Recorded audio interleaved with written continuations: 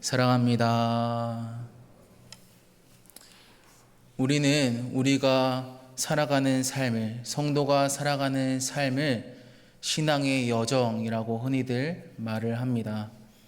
신앙의 여정이라는 것은 우리의 삶이, 성도의 삶이 마치 여행의 과정과 같다라는 말이죠. 어떠한 목적지를 향해 가는 여행처럼 우리의 삶이, 성도의 삶이 우리의 본향, 하나님 나라로 가는 여행과 같다라는 말입니다. 그리고 앞서 우리는 이러한 신앙의 여정 가운데 우리가 갖춰야 할 모습이 무엇인지 디모데후서 2장 말씀을 통해 함께 나누었습니다. 사도 바울은 디모데후서 2장 말씀을 통해 디모데에게 두 가지 모습으로 권면하는데요. 첫째는 바로 예수 그리스도의 좋은 군사가 되어야 한다는 것입니다. 예수 그리스도의 좋은 군사처럼 복음을 위하여 고난도 기꺼이 받는 삶, 이것이 바로 신앙의 여정을 걷는 우리의 모습이어야 한다는 것이죠. 그리고 두 번째로 사도 바울은 우리가 하나님 앞에 부끄러울 것 없는 일꾼으로 인정받아야 한다라고 말합니다. 하나님 앞에 부끄러울 것 없는 일꾼이라 어떠한 사람입니까? 진리의 말씀을 옳게 분별하는 사람이죠. 망령되고 헛된 말을 버리고 경건에 애쓰는 자, 나 자신을 하나님께서 쓰실 그릇으로 깨끗하게 준비하는 자, 이러한 사람이 바로 하나님께 인정받는 일꾼이죠. 이처럼 신앙의 여정을 걸어가는 우리는 예수 그리스도의 좋은 군사로서 하나님 앞에 부끄러울 것 없는 일꾼으로서 살아가야 합니다. 그런데 때로 우리가 신앙의 여정을 걸어가다 보면 우리의 삶에서 우리의 믿음을 흔들리게 하고 넘어뜨리게 하는 장애물들을 만나게 됩니다. 오늘 본문에서 사도 바울은 그 장애물들이 무엇인지 우리에게 이야기하는데요. 오늘 본문의 1절 말씀을 보면 사도 바울은 너는 이것을 알라 라고 말하면서 말세에 고통하는 때가 올 것이다 라고 경고합니다.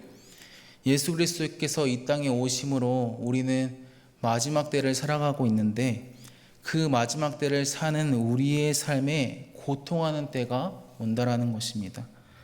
다시 말해 우리의 신앙의 여정 가운데 마냥 기쁘고 즐거운 일만 있는 것이 아니라 때로 우리를 고통스럽게 하는, 우리를 낙심케 하고 우리를 절망케 하는 그러한 일들이 일어난다는 것입니다.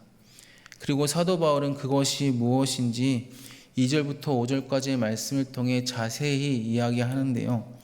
사도 바울은 말세에 어떠한 사람들이 나타나게 되는데 그 사람들이 자기를 사랑하며 돈을 사랑하며 자랑하며 교만하며 비방하며 부모를 거역하며 감사하지 아니하며 거룩하지 아니하며 부정하며 원통함을 풀지 아니하며 모함하며 절제하지 못하며 사나우며 선한 것을 좋아하지 아니하며 배신하며 조급하며 자만하며 쾌락을 사랑하기를 하나님 사랑하는 것보다 더하며 경건의 모양은 있으나 경건의 능력은 부인한다 라고 말합니다. 지금 사도 바울이 굉장히 많은 말들을 쏟아내고 있는데 이것이 바로 마지막 때에 나타나는 이 시대의 특징이라는 것이죠. 이러한 시대 속에서 믿음으로 사는 성도들이 고통을 받는다라는 것입니다. 사랑하는 성도 여러분, 실제로 우리가 살아가는 이 시대를 보면요, 많은 사람들이 자기를 사랑하며 살아갑니다. 자기를 사랑한다는 것은 이기심을 가리키는 표현인데 실제로 이 시대에 많은 사람들이 자기가 중심이 되어서, 내가 기준이 되어서 나의 원함과 바람대로 나의 만족과 유익을 위해서 살아간다는 것입니다.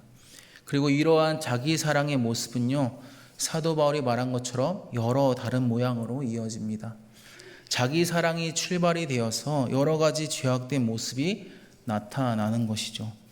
이러한 시대 속에서 믿음으로 살아가는 것은 때로 미련하고 어리석은 것처럼 보이기도 합니다. 내가 나를 사랑하는 것이 당연한 이 세상 속에서 나를 사랑하지 않고 오히려 나를 부인하고 나의 원함과 바람이 아닌 하나님의 뜻을 따라 하나님의 말씀을 따라 살아가는 것이 어떻게 보면 이 세상 속에서는 미련하고 어리석은 것처럼 보인다는 것이죠. 우리가 믿음으로 살아가는 삶의 현장에서 세상은 끊임없이 우리의 믿음을 흔들리게 하고 넘어뜨리게 하고 계속해서 우리를 유혹하고 유인한다라는 것입니다. 그런데 우리가 기억해야 하는 것이 하나 있습니다. 그것은 바로 세상의 가치와 세상의 기준대로 사는 것이 어떻게 보면 지혜롭게 보이나 사실 이것이 결코 지혜로운 것이 아니라는 것입니다. 세상 사람들이 살아가는 것처럼 우리 역시도 적당히 타협하면서 믿음으로 사는 것 같기도 하고 세상의 흐름대로 사는 것 같기도 하고 이렇게 적당히 타협하면서 살아가는 것이 지혜로운 것 같으나 결코 그렇지 않다라는 것이죠. 그렇게 오늘 본문의 8절과 9절 말씀에서도 사도 바울이 뭐라고 말합니까?